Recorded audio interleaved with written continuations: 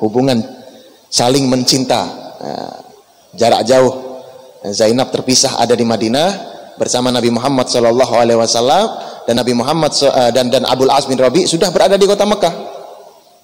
Mereka masih cinta, tapi dikembalikan karena ini adalah perintah dari Nabi Muhammad SAW. Sampai singkat cerita, Abul As bin Rabi karena dia kerjaannya adalah berdagang, menjalankan harta-harta orang-orang pemuka kafir Quraisy. Ketika dia berdagang ke negeri Syam, subhanallah, terjadi di dekat kota Madinah dia dihadang dengan sahabat Nabi Muhammad SAW. Dia kalau berdagang yang dibawa 200 ekor onta dan puluhan karyawan bersamanya. Begitu banyak harta orang-orang Mekah yang dibawa untuk diputarkan oleh Abul As bin Rabi. Sampai di dekat kota Madinah dihadang oleh umat Islam dan ditawan yang kedua kalinya. Allahumma sholli ala sayyidina Muhammad. Ditawan kedua kalinya. Ketika ditawan, barang dagangannya dirampas oleh umat Islam. Abul As bin Rabi dia selamat, dia larinya bukan ke kota Mekah, larinya ke kota Madinah menuju rumah sang kekasih yang dicintainya, Zainab. Jadi larinya ke kota Madinah.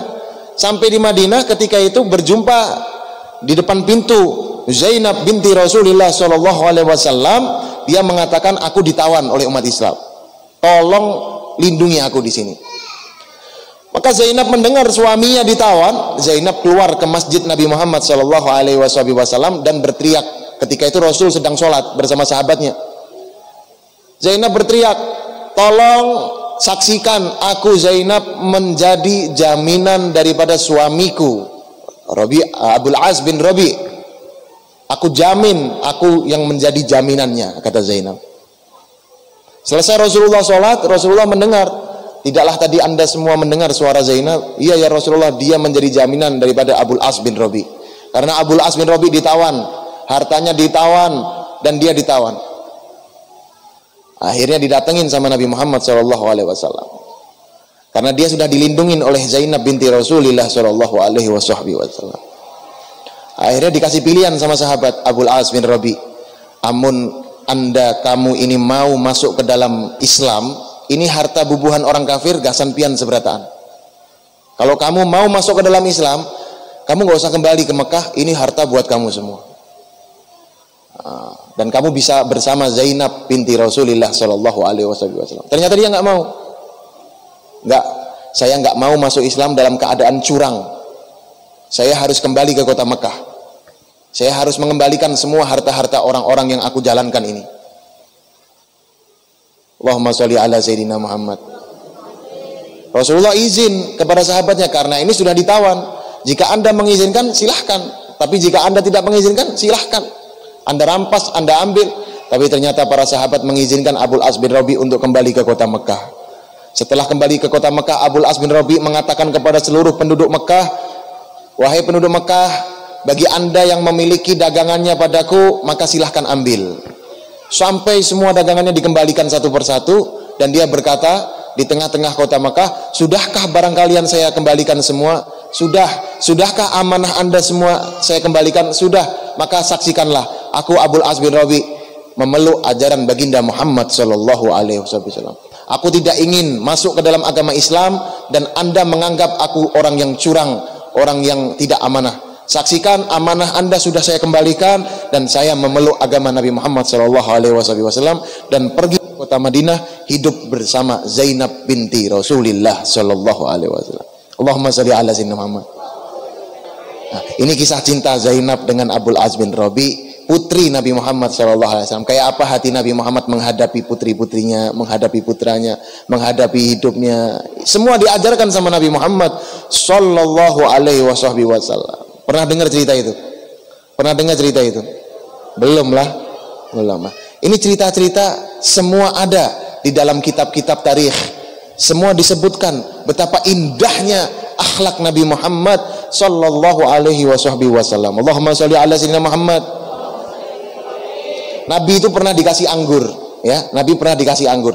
Anggurnya ini dihadiahkan sama Nabi Muhammad di hadapan sahabat. Biasanya Rasul kalau dapat hadiah, Rasul makan dan dibagi-bagi ke sahabat yang lain. Tapi ketika itu Rasul dikasih hadiah, dimakan sendiri sama Rasulullah. Dimakan sendiri sama Rasul, dimakan. Sahabat heran, ya Rasulullah, biasanya kamu ini kalau dapat hadiah pasti bagi-bagi kepada kita, tapi kok ini kamu nggak bagi ya Rasulullah? Rasulullah senyum, diam sampai orang itu pulang. Setelah orang itu pulang, coba Anda incipin anggur yang tadi dia beri, ternyata masam. Nah, saya nggak mau bagi-bagi karena nanti takutnya kalau saya bagi di hadapan orang tadi, kamu bisa menyakitin hati orang yang memberiku tadi. Ini akhlak Nabi Muhammad SAW. Akhlak Nabi Muhammad SAW. Nah, dan akhlak ini diwarisi oleh para dzurriat Nabi Muhammad SAW, para habaib kita, wali-wali kita. Al Habib Abdul Qadir bin Ahmad As-Segaf, Kutub Jeddah. Beliau Kutub Jeddah, Al Habib Abdul Qadir bin Ahmad As-Segaf. Ya, beliau pernah di masa hidupnya, ketika beliau setelah acara pengajian seperti ini, beliau pulang. Beliau masuk ke dalam mobilnya. Ketika itu ada salah satu pecinta muhibbin yang membukakan pintu dan menutupkan pintunya. Ketika dia bersalaman minta doa, ketika beliau sudah di dalam mobil Habib Abdul Qadir, orang yang membuka pintu tadi menutupnya tak sengaja, tangan Habib Abdul Qadir ini terjepit dalam pintu tadi. Sambil bicara, jendela terbuka, sambil berbicara dengan orang yang menutup pintu tadi, dia menahan rasa sakitnya tidak ditunjukkan di hadapan orang yang menutupkan mobil tadi. Kenapa? Takut menyakiti hatinya.